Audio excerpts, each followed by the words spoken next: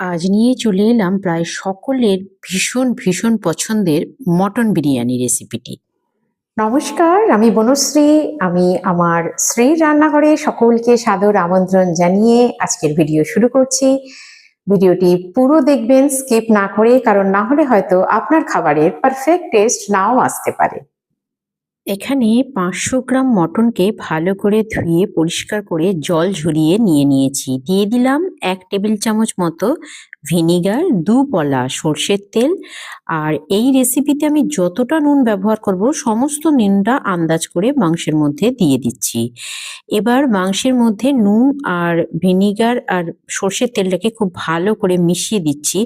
তার কারণ হলো মটনের মূল সমস্যা হচ্ছে সেদ্ধ হওয়া। এই নুন আর ভিনিগারটা মিশিয়ে দিলে মটন খুব কুইক সেদ্ধ হয়ে যাবে, আর তেলটার কারণে মটন রান্নার সময় তেলটা একটু কম লাগবে।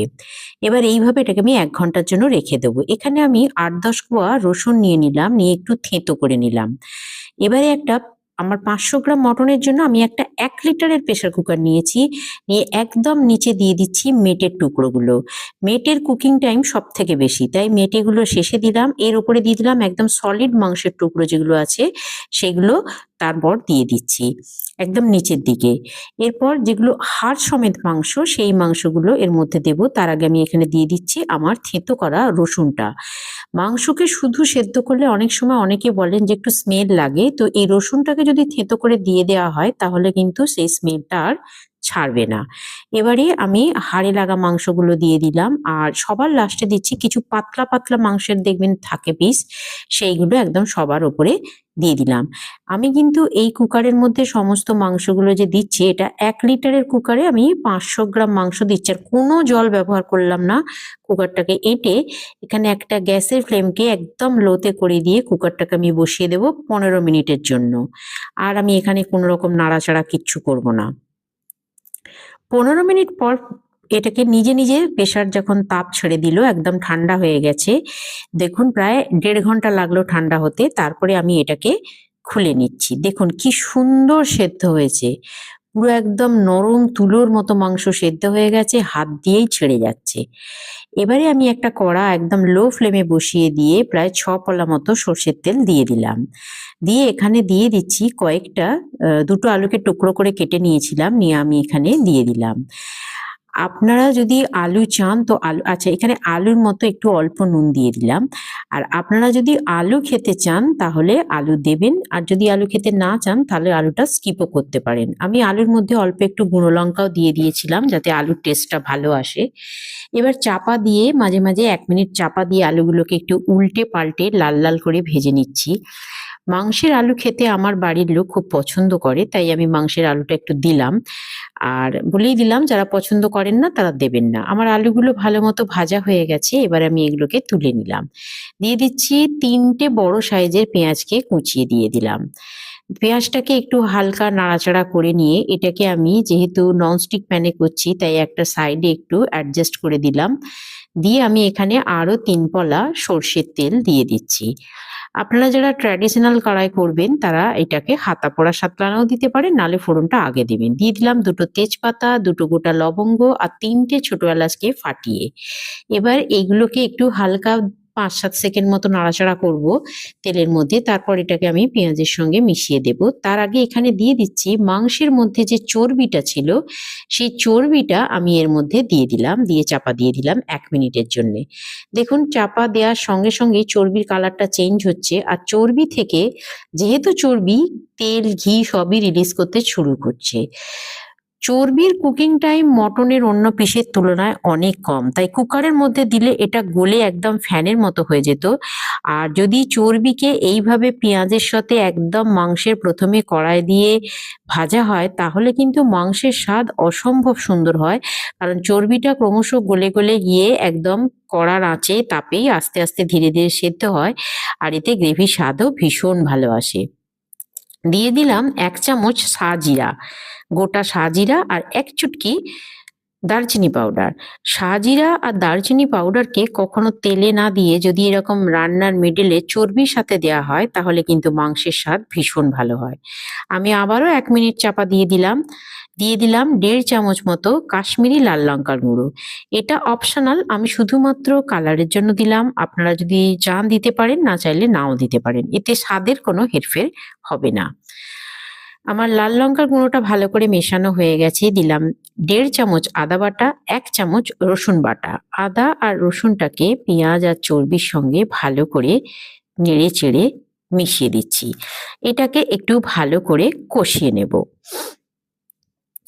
আমার রেসিপিটি কেমন লাগলো কমেন্টে আমাকে অবশ্যই জানাবেন। ভালো খারাপ যাই লাগুক আপনার সেটাই জানাবেন, আপনার যেটা লাগলো। আপনার প্রত্যেকটি মতামত আমার কাছে ভীষণ গুরুত্বপূর্ণ।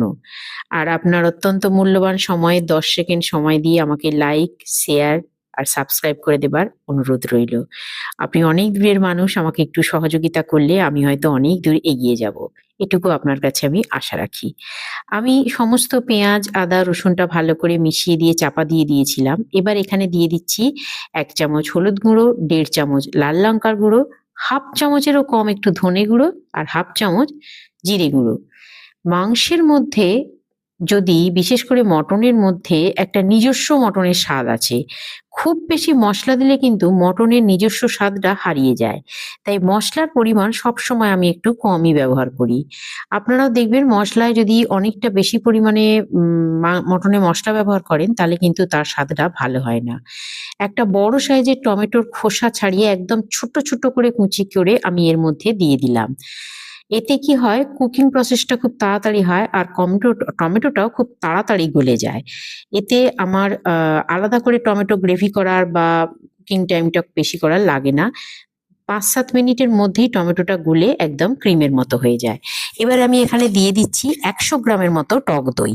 টক দইটা দেওয়ার সঙ্গে সঙ্গে খুব ভালো করে সমানে নাড়তে থাকবেন এবং টক দই অবশ্যই নরমাল টেম্পারেচারে দেবেন। টক দই যদি ঠান্ডা দেন তাহলে কিন্তু টক দই ফেটে যেতে পারে এবং তাহলে টক দই ফেটে গেলে মাংসের স্বাদ একদম ভালো হবে না। টক দইটা পুরো ক্রিমের মতো হয়ে গেছে। এবার এখানে আমি দিয়ে দিলাম আমার আগে থেকে সেদ্ধ করে রাখা মটনগুলো।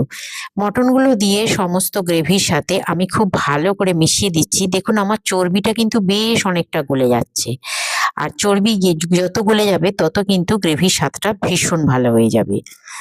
আমি দেখুন এবার আমার বার কয়েক চাপা দিয়ে দিয়েছিলাম, চাপা দিয়ে দিয়ে রান্না করছি, তাতে কিন্তু মটন থেকে চর্বি থেকে সব থেকে তেলে আমার পুরো মশলা থেকে তেল ছেড়ে গেছে।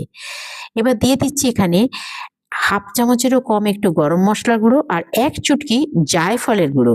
জায়ফলের গুঁড়োটা কিন্তু মাস্ট, গরম মশলার গুঁড়ো তো দেবেনই, কিন্তু জায়ফলের গুঁড়ো দিলে এই বিরিয়ানির স্বাদ অসম্ভব ভালো হয়। এবার আমি এখানে দিয়ে দিলাম ভেজে রাখা আলুগুলো। আমি যতবার চাপা দিচ্ছি আপনারা দেখতেই পাচ্ছেন, চাপাটা কিন্তু আমি বেশিক্ষণ দিচ্ছি না, শুধুমাত্র সমস্ত মশলা গ্রেভির মধ্যে অ্যাডজাস্ট হওয়ার জন্য 30 সেকেন্ড বা 1 মিনিট করে চাপা দিচ্ছি, কারণ আমার মাটন কিন্তু পুরোপুরি সেদ্ধ। এবারে এখানে অল্প একটু জল দিলাম জাস্ট আলুটা সেদ্ধ হওয়ার জন্য। আমি অল্প একটু জল দিচ্ছি, যতটা জল না দিলে নয় ততটা। এবার ঢাকা দিয়ে দিলাম এটা 2 মিনিটের জন্য। 2 মিনিট পর ফিরে এলাম।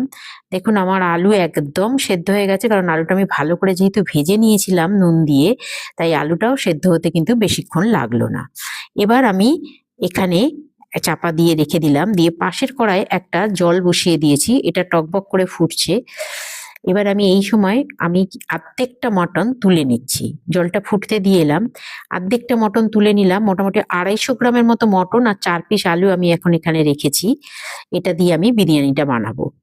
এখানে দিয়ে দিলাম 1 চামচ রোজ ওয়াটার, 1 চামচ কেওড়া ওয়াটার আর 1 চামচের মতো বিরিয়ানি মশলা আর 1.5 টেবিল চামচ মতো খোয়া ক্ষীর।